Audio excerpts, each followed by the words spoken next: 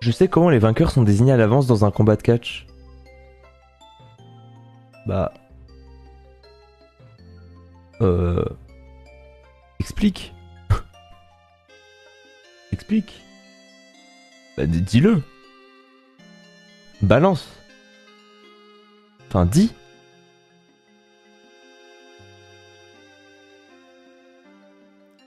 Ouais, salut à tous, c'est Sturi, ça va être très compliqué de faire un recap aussi fun que d'habitude. Malgré que ça soit un épisode ultra anticipé, vu que c'est le post-show derrière SummerSlam et qu'il y a eu des gros retours à SummerSlam. Mais qu'on rassure, bien entendu, les fans de Becky Lynch et de Brock Lesnar, ils n'apparaîtront pas à Raw.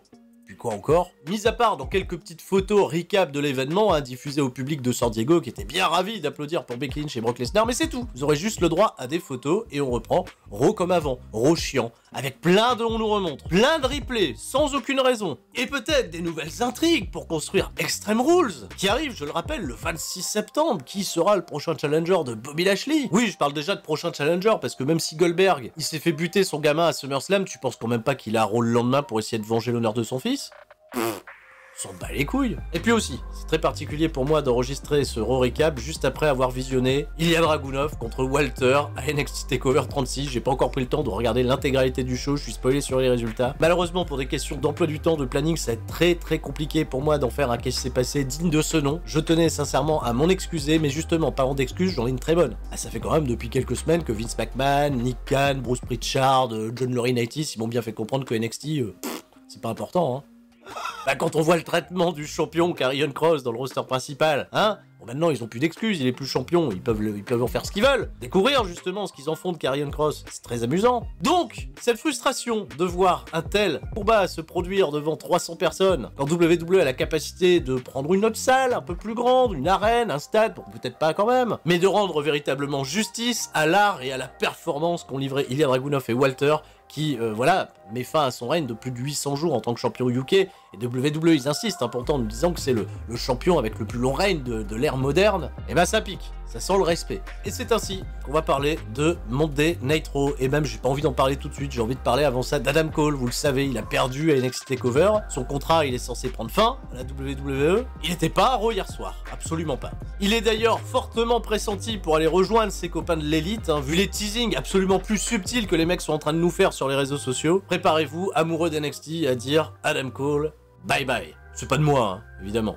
Tout le monde l'a fait avant. Dans la nuit du lundi 23 août au mardi 24 août, on en profite pour souhaiter un bon anniversaire au vieil homme au loin, le vrai, l'original, non pas celui, l'autre, bien sûr, 76 ans. Ça, il va nous faire un cadeau, donc un clip, bien entendu, de recap de tout ce qui s'est passé du côté de SummerSlam. San Diego, Californie, nous voici, et qui arrive le premier, c'est MVP, Bobby Lashley, bien entendu, parce qu'on va célébrer cette victoire sur Bill Goldberg. Pendant son entrée, qu'est-ce qu'on fait? On nous remontre comment Bobby Lashley a conservé son championnat contre Bill Goldberg. C'est MVP qui a mis un grand coup de canne dans la canne de Bill Goldberg, qui selon l'arbitre était plus apte à pouvoir continuer le match. Derrière, il y a le fils de Goldberg qui a attaqué Bobby Lashley l'a attaqué lui-même, parce qu'il savait pas, quelqu'un m'attaque.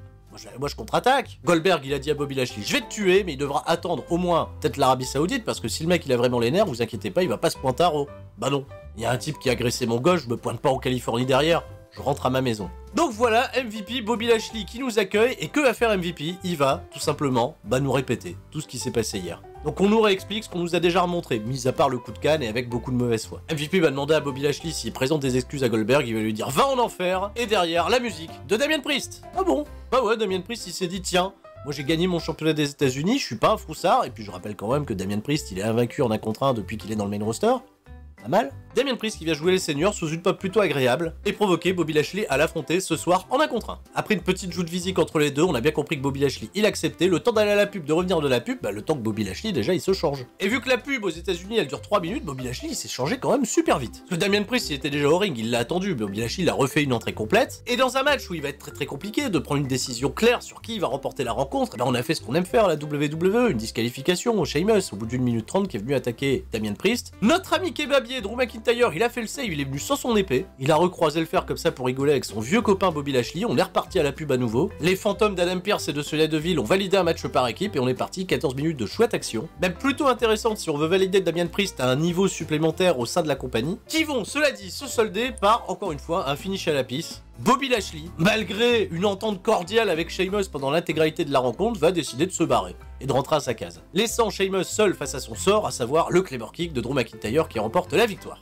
On nous remonte la gifle d'Eva Marie la semaine dernière sous Doudrop, suivie de leur confrontation à la fin de SummerSlam, où Doudrop elle a dit bah les couilles maintenant d'Eva Marie, elle a perdu, moi je fais ma route toute seule. On retrouve d'ailleurs Sarah Schreiber en interview tout de suite avec Doudrop, qui confirme son choix de vouloir faire sa route toute seule. D'ailleurs la meuf elle va pas se renommer Piper Niven, hein, elle va garder le nom Doudrop parce que finalement elle aime bien. On sait qu'en réalité c'est un vieil homme au loin qui aime bien, surtout, oui.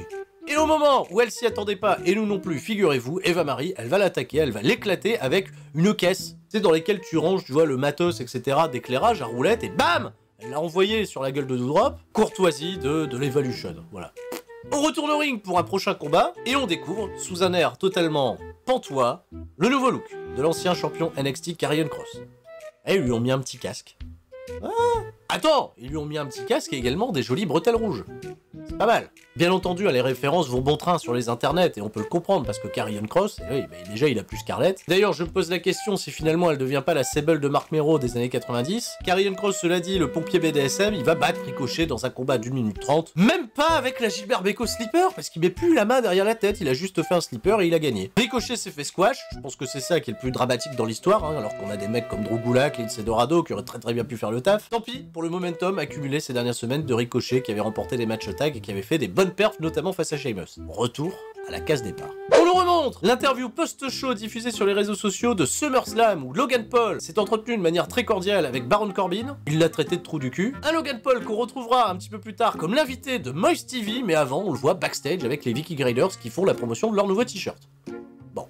Alors que John Morrison est en train de faire son entrée pour son talk show, on nous remontre Bobby Lashley qui abandonne Sheamus et qui laisse Drew McIntyre remporter une victoire précieuse, ou pas du tout, on sait pas, ça compte les victoires, les défaites, on sait jamais. De ce fait, backstage, Sheamus, il est pas content, il va aller harponner Bobby Lashley, ou qu'est-ce qui se passe, c'est pas bien, voilà, c'est viril, un petit contact et rien de plus, voilà, petite emboucane. Sheamus se barre et Bobby Lashley reste vénère, très vénère. La télévision humide de John Morrison. Tellement humide que le mec il a fait tomber la veste, il est torse nu, il accueille tout de suite Logan Paul, la sensation d'internet, le boxeur le plus controversé de l'histoire certainement. Et on va pas tourner autour du pot, je vais vous dire véritablement ce que je pense au fond de moi de Logan Paul, qui est certainement le mec à la hit la plus naturelle du monde. Tout le monde à San Diego le déteste, et il y a que le vieil homme au loin qui comprend rien à ce qu'il fout Logan Paul, à part peut-être savoir que le mec était connu.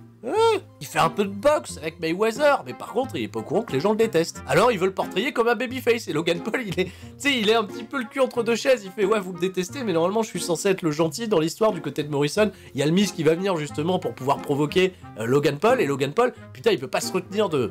Bah voilà, d'aller un petit peu chercher les gens, tout ça, de promouvoir le combat de son frère qui aura lieu à Cleveland. Le Miz d'ailleurs qui fait éruption dans le segment et qui dit ouais, qu'est-ce qui se passe là, Moist TV, Logan Paul, et je suis pas invité, on oublie un petit peu les principes, monsieur Morrison. Commence à y avoir un petit peu d'embrouille et ça continuera un petit peu plus tard. Mais surtout, le Miz, il va savoir avec sa répartie légendaire remettre Logan Paul à sa place, sous une énorme pop de la part du public. Tout ce que les gens veulent, c'est voir le Miz contre Logan Paul avec un Miz babyface à Logan Paul qui se fait casser la gueule. Et j'avoue moi aussi, j'adore Logan Paul. D'un point de vue catchesque, hein, on s'entend bien, parce que il a tout ce qu'il faut d'un bon heel. Le mec est détesté naturellement, on a envie de dépenser son argent pour le voir se faire casser la gueule. Et Logan Paul, qui a étudié le terrain, il le sait ça, c'est pour ça que ça marche si bien ces trucs de boxe et que ça fait des millions de dollars. Parce que c'est un truc qui est emprunté au catch. Évidemment, les plus gros heels, les gens qu'on a envie de détester pour de vrai, on veut payer pour les voir se faire casser la gueule. Sauf que WWE, ils ont rien compris, ils ont booké Logan Paul en tant que babyface, il va laisser le Miz et Morrison s'embrouiller, il va se barrer, il y a Xavier Woods qui va faire son entrée, il fait un petit check à Logan Paul, parce que lui il est pas au courant, t'es censé être face ou heel, je sais pas. Tiens, je te fais un check parce que c'est toujours cool d'être pote avec Logan Paul, on sait jamais. Et Xavier Woods, justement, il va aller affronter le Miz, tout de suite, avec un Morrison qui est quand même dans le coin de son pote, et qui va tenter d'aider son pote à plusieurs reprises. Ils vont d'ailleurs tenter de refaire le ventriglisse, mais ça va se retourner contre le Miz, et d'ailleurs Morrison, à chaque fois qu'il va tenter d'intervenir, ça va un peu se retourner contre le Miz. Et à la fin, bon, Xavier Woods, il a gagné. Le Miz, il est frustré, mais il fait style à Morrison, t'inquiète, tout va bien, on va aller chercher les dripsticks et puis on va arroser les gens ils font ouais, tout ça. Et le Miz, il a tourné heel contre John Morrison. Enfin, il a tourné heel. Il était déjà heel. Mais à un moment, il était face avec Logan Paul, putain, on comprend plus rien. C'est produit à la pisse, en revanche, la caméra qui tremble tout le temps, ça m'a rendu taré. Mais j'avoue que je suis assez curieux de voir ce que ça va donner John Morrison contre le Miz, sachant que c'est une storyline qui peut durer, qui peut à la fois valoriser et Morrison et le Miz dans des nouveaux rôles solo. Tout ce que je demande à la WWE, c'est de garder cette affiche au show et de pas nous la servir trop vite. Ah, j'ai vu plus tard hein, que c'est déjà annoncé, ils s'affrontent la semaine prochaine. remonte la victoire de Charlotte Flair sur Nikki H et Rhea Ripley. Elle est devenue 12 fois championne de la WWE. Nikki H, elle a tweeté, elle a dit c'est pas grave, on se relèvera de cette défaite. D'ailleurs, elle arrive à l'arène toute sourire, elle croise Rhea Ripley qui elle aussi est toute sourire. Les deux meufs, elles se sont fait casser la gueule il y a 2 jours, mais ça va. D'ailleurs, Nikki, elle dit à Rhea, tu sais quoi, si on se faisait un match par équipe ce soir pour oublier, peut-être qu'après elles iront dans la compétition par équipe, hein, pour devenir championne. Hein, la Ligue 2 des meufs, on peut essayer. On nous apprend d'ailleurs qu'elles affronteront un petit peu plus tard dans la soirée Shayna Baszler et Nia Jax, qui visiblement sont recopines. Mais là, tout de suite, maintenant, ça a été advertisé, on retrouve Reginald qui défend le championnat 24/7, encore une fois dans un parc, il s'apprêtait à aller acheter des glaces, et justement, il a acheté des glaces pour camouflage caca Air Trousse, et camouflage poubelle Akira Tozawa, tenez, voilà les mecs, mais on n'achète pas notre amitié comme ça, viens, on va poursuivre Reginald qui refait encore quelques galipettes dans les arbres, sur le toit du camion de glace, d'ailleurs, je sais pas si c'est le glacier qu'on aperçut au loin, c'est le glacier, ça? Hein? Non, il est cool ce mec, il a des bretelles. Faut le mettre en équipe avec Karrion Kross. Trêve de blabla, on nous remonte. Pas des images de la victoire de Randy Orton et de Riddle parce qu'ils vont célébrer ce soir dans le dernier segment de la soirée. D'ailleurs, Riddle en trottinette, il est content, il rejoint Randy Orton. Il va lui faire un gros cadeau ce soir, une belle surprise. Orton, il lui fait pas de câlin, voilà, on va prendre son temps quand même, on est champion par équipe. Surtout, Orton, il met en garde Riddle, hein, fais pas un truc ce soir que tu regretterais, hein, parce que bon, je suis pas très surprise, cadeau, tout ça. Et Riddle, il a la confiance, il sait que tout va bien se passer, il se casse et il laisse Randy Orton totalement pantois. D'ailleurs, triste nouvelle ce soir, hein, pas de Kevin Axel, pantoiserie, crabe, rien. Ah oui, je suis dégoûté, je suis au fond du gouffre, hein. C'est pour ça que c'est pas très attrayant de faire cette review du Raw Recap. Mais bon, vous êtes là quand même, vous mettez des pouces bleus en soutien et je vous en remercie. Surtout que maintenant, on va parler de Jinder Mahal, qui doit se relever de cette incroyable défaite en 4 minutes. Il vient au ring accompagné de ses potes Sheer et Vanky. C'est l'inverse. Vanky et Sheer et Spanky. Spanky. Brian Kendrick, voilà. Il fait face à Mansour. Mansour, bah tiens, on va pas affronter Tibari Bay cette semaine, on affronte Jinder Mahal. D'ailleurs, il y a une vignette où Mansour il dit à Ali, ce soir je vais essayer de gagner tout seul, je vais pas avoir besoin de ton aide parce que la dernière fois tu m'as aidé. D'ailleurs, ils nous ont remontré, hein, voilà, Ali qui vient aider Mansour pour battre Mace. Jinder Mahal contre Mansour, ça va pas bien se passer pour Mansour, mais ça va durer que 2 minutes 30. Mansour va l'emporter parce que Jinder Mahal, dans le coin du ring, il tapait un petit peu trop. Voilà, il tapait trop. Donc l'arbitre, il a pas su se faire entendre et il a disqualifié. Voilà. Mais ce qui est génial, c'est que derrière, Ali, il engueule Mansour en disant « Voilà, t'as vu ce qui se passe ?» Bah, il a gagné, laisse-le tranquille. Et d'ailleurs, Jinder Mahal, lui, il a perdu le match, mais il est reparti backstage avec ses potes avec le sourire. À quoi ça sert, vraiment, de se battre? Il y a une compétition, il y a quelque chose... J'en ai marre, hein. On nous remonte des images de Bobby Lashley qui abandonne Sheamus. Bah oui, pour la 2e fois de la soirée, autant nous la remontrer. Comme ça, derrière, ça permet à Damien Priest de remercier Drew McIntyre d'être venu pour l'aider. Il s'échange quelques adresses de bons kebabs, tout ça. Et puis, on part à la suite. Charlotte Flair qui vient célébrer son 12e championnat du monde de WWE. Elle compte tous ses titres. Elle oublie NXT, parce que NXT, ça compte pas. Qu'est-ce que je vous disais? Vince McMahon, Nick Khan, il nous le dit à longueur de semaine, désormais.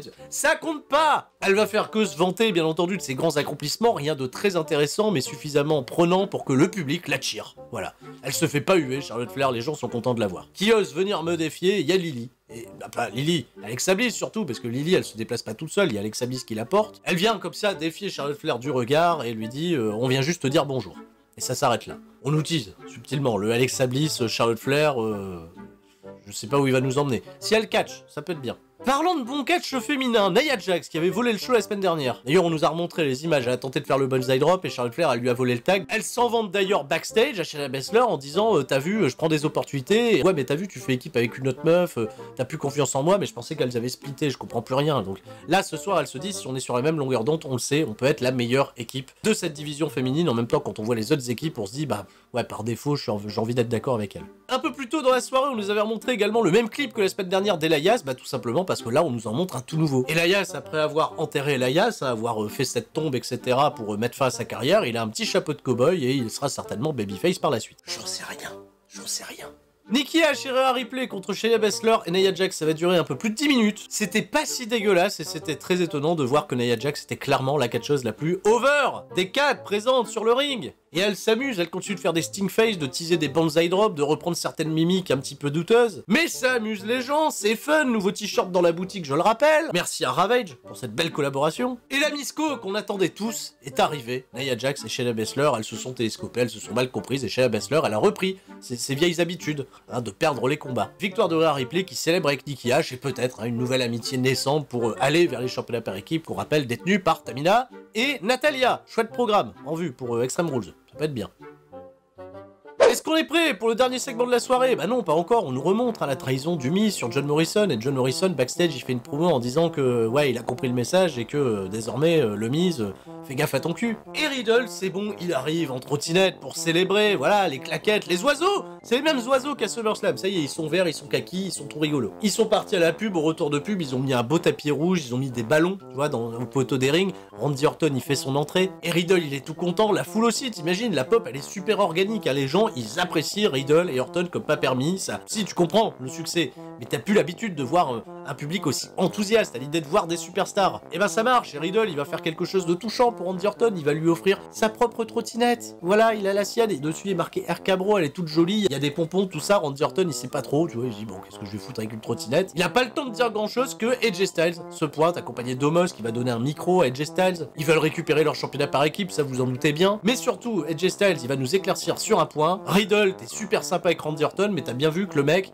il veut pas te faire de câlin, lui, t'as pas fait de cadeau. À un moment donné, tu le sais, il va te foutre sur la gueule. Alors arrête d'être un crétin, et ce soir, affronte-moi en un contre un. Riddle, il dit, vas-y, chiche, de toute façon, je crains rien, j'ai Randy Orton de mon côté, et ça va bien se passer. Bon, bah, ça va partir à la pub, et après la pub, on aura un match. Mais avant ça, on nous remonte. Et là, c'est la première fois que WWE fait ça, il nous remonte, donc, bah, l'altercation entre Sheamus et Bobby Lashley, pour nous annoncer que la semaine prochaine, Bobby Lashley face à Sheamus, en un contre un. Ils ont fait exactement la même chose avec Doudrop et Eva Marie, qui vont déjà s'affronter la semaine prochaine, et je le disais un petit peu plus tôt, voilà, Miz Morrison la semaine prochaine à Raw, ce qui met quand même, tu vois, en place une belle petite carte. Riddle contre AJ Styles, que dire à part, c'était encore une fois super, 13 minutes 30 d'excellente action, pour un match qu'en effet on a déjà vu, mais qui a toute une autre saveur désormais, vu que Riddle est champion, par équipe certes, mais qu'AJ Styles est particulièrement frustré. Ils embarquent le public déjà parce qu'ils sont over naturellement, mais en plus de ça, ils donnent du catch 2.0 de qualité totalement incroyable, avec des rêves subtils. AJ Styles qui s'est pris pour Kenta Kobashi en portant un Burning Hammer, et Riddle qui se prend pour Manami Toyota en faisant le bridge pour se dégager, incroyable. Et du storytelling avec un Omos qui vient peut-être faire encore une fois pencher la terre quand Riddle monte sur la 3ème corde, et un Orton qui va venir faire le save et qui va se faire repousser une première fois par Omos, et finalement qui va revenir à l'assaut avec la trottinette.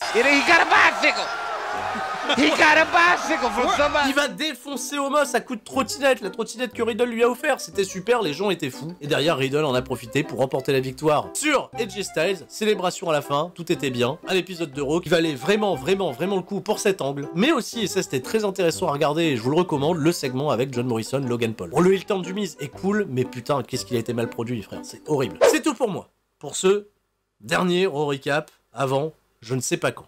Il n'y en aura pas la semaine prochaine, je ne vous garantis pas qu'il y en ait un la semaine suivante. Prends un peu de temps, je souffle, et comprenez-moi, j'étais sur un rythme effréné ces dernières semaines, et un grand merci parce que vous m'avez encouragé justement à le maintenir le plus possible. Cela dit, on n'oublie pas les pouces bleus, et continuez de vous abonner en bas, c'est HLCSLK, je regarde les stats, évidemment, c'est en train de monter, mais le plus important, c'est que tout le monde, chez soi, reste très fort, sauf les bretelles de Karrion Kross. C'était Sturi.